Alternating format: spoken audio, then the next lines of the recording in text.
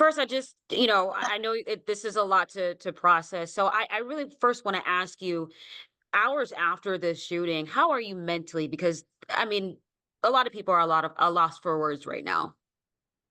I'm fine. It didn't really upset me. I'm not, fretting over it.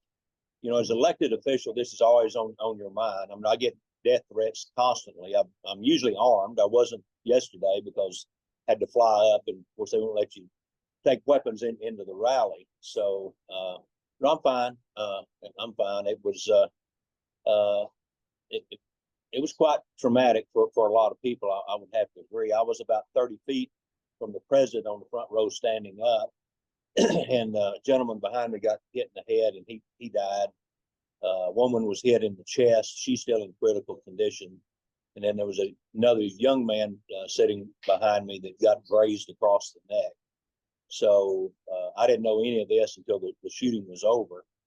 I continued to stand up. I was looking for the shooter.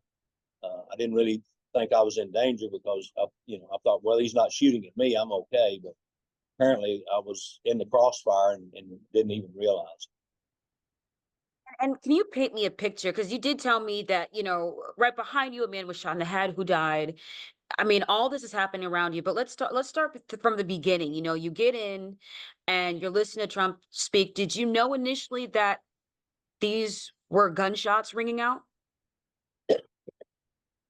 Well, uh, Trump was probably less than 10 minutes into his presentation, and I heard a pop. I thought it was a balloon, kid popped a balloon or something. I heard a second pop. And I thought, well, maybe it's fireworks.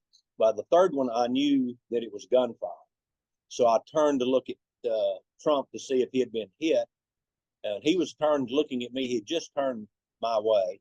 And he had that puzzled look on his face. And then the fourth shot hit him in the side of the head. And of course, he immediately went down. There was three more shots, and after the Secret Service immediately rushed the stage and shielded the president. In a little bit, they got him up, and you could tell he was bleeding from his head somewhere.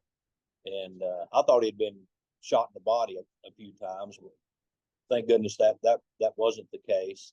Anyway, he did a couple of fist pumps and waved at the crowd and yelled at the crowd to keep fighting, keep fighting. And they whisked him off the stage and put him in the vehicle to rush him to get medical attention. And what did you did you hear the crowd react? I mean, I want to kind of you to take me that moment. I mean, was there running around? Did you see blood? Well, as soon as everybody figured out that it was gunfire, most all the people around me and in the stands, either laid down or knelt down, got his crouched down as low as they could. I continued to stand. I was trying to find the shooter, even though I wasn't armed. I wanted to find the shooter and pointed out to the agents there. I didn't feel I was in any danger because I thought, well, he's not shooting at me. I'm okay. But come to find out, I was ended up in the crossfire. I probably should have gotten down. But the security detail did an excellent job controlling the crowd. There were some people crying and other people yelling, but there was no chaos. There was no stampeding. Everybody exited in a very orderly fashion. No one was, trying to run over other people and climb and get out or anything like that.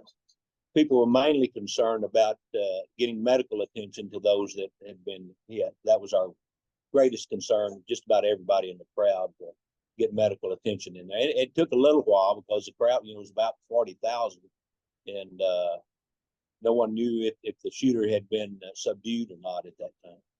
Did you see the man who was behind you got shot in the head? Did you ever see him? I never did. I actually thought the reports from the firearm were very subdued. They weren't very loud. So I thought it was probably someone in the camera pit with a 22 pistol or something. It was very small caliber is what it sounded like. But the reason wasn't very loud, it was 130 yards away, and it was apparently a rifle. Did you see the woman or the other people that were critically injured, or I mean, you just immediately got to safety, or well, trying to find the shooter, but then got to safety?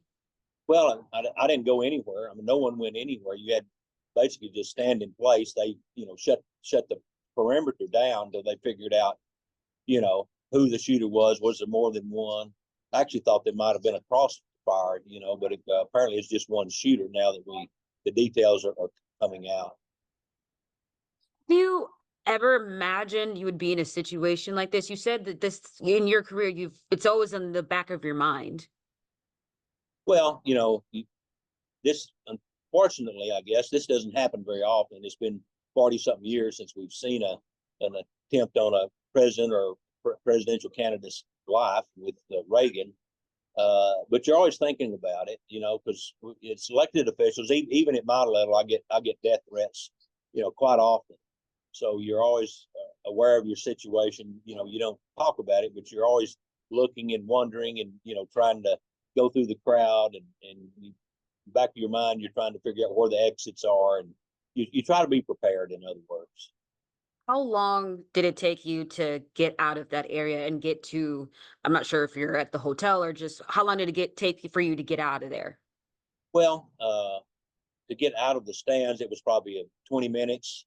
I'm up here with my touring bus, the Gas and Groceries Truth Tour.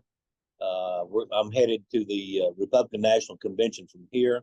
My plan is to take the bus. It's got a wrap on it, and we're going to all the swing states to try to, put those in the win column for Trump. So had several people with me. It took a long time to get out of the parking lot. We probably sat there a good couple of hours, probably 3 hours total, to get back to the hotel.